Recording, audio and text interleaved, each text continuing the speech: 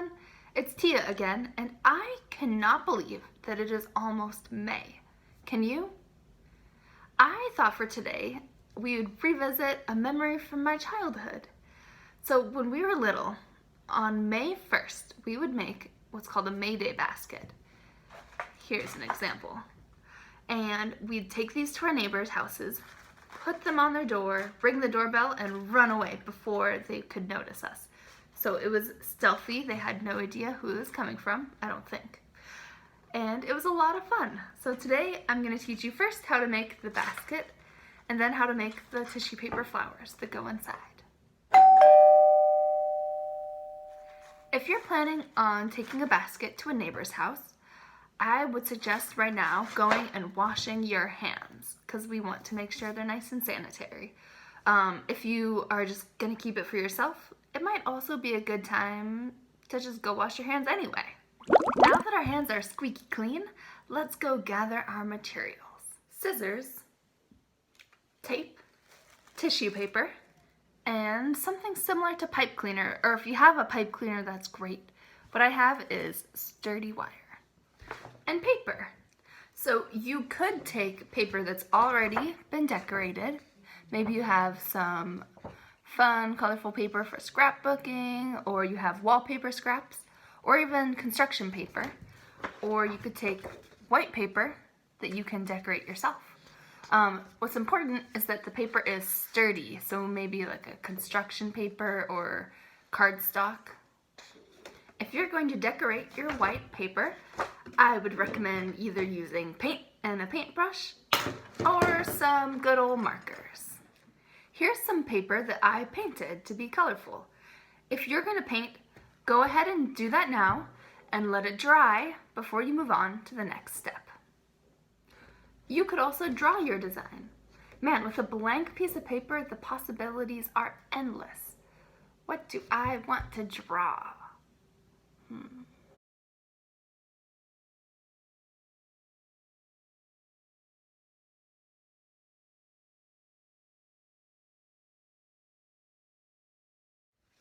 I went with something floral because I have flowers on my brain, but I bet you could come up with something more creative than me.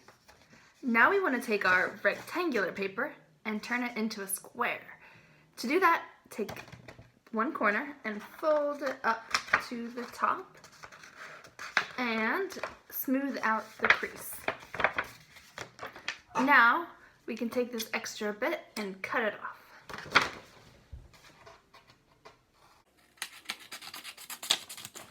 Now we're ready to turn this into a cone. To do that, flip it over and fold in one side and fold in the other so that there's a point at the bottom. Here's where the tape comes in. Take a couple pieces of tape. I already grabbed a couple pieces over to the side, and you can secure it in place. I like to put one at the bottom, one in the middle,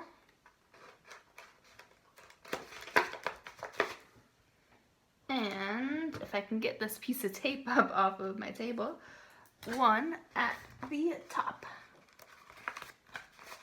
There we go, it's holding its shape on its own now. So we have our cone now that can be filled with flowers, but we need a way to hang it onto a door. So you can take this scrap piece of paper that you cut off at the top and cut a thin strip from it, maybe about 1/2 inch. And this will be our handle. All right, line your handle up with the top point of your cone and tape one of the sides on. I'm gonna put a couple pieces of tape so that it has a nice strong hold. Alrighty, now you gotta flip this around and tape the other side on. Oops, I didn't prepare my tape this time. It's a little awkward, but you know, I could set my tape down. What am I thinking? Okay. Tape that down. And I'm gonna put a couple more pieces of tape because I don't want this basket falling apart. Better safe. Alrighty, I think that's a pretty strong hold. We're going to make our tissue paper flowers out of, you guessed it, tissue paper. We also need something to put the flowers onto, like maybe pipe cleaners. So pipe cleaners are great, but I don't have any pipe cleaners around my house. So what I found is this sturdy wire from gift wrapping that I think will work well.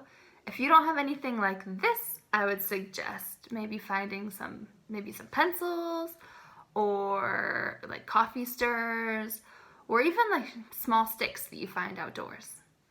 My thing of tissue paper is huge, so I am going to cut a section of it. Whew, this is much more manageable. Now I'm going to cut this strip into a bunch of squares. Now I have a handful of squares, but they're all the same size. So I'm going to cut a smaller strip from my large piece of tissue paper, and then I'll cut those into squares as well. Now I have my large squares and my medium squares. So what do you think I need next? Small squares. This doesn't look much like a flower, does it? So let's fix that. Take two corners and you bring them together to make a triangle.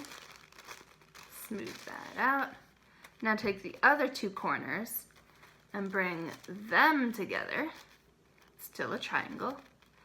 Now take these two ends, bring them together like that. Now our scissors come in.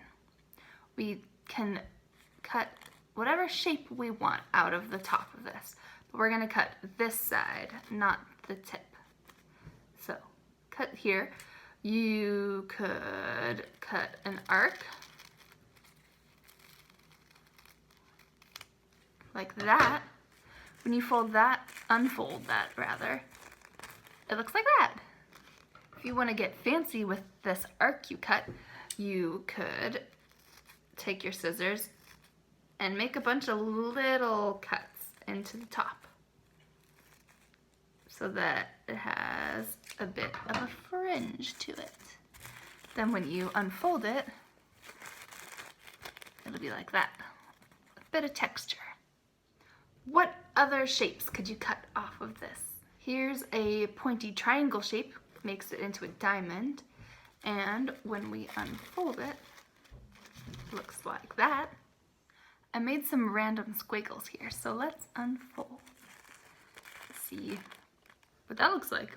Once you've cut all your flowers, go ahead and put them in piles, large, medium, and small. You may notice that I have all one color.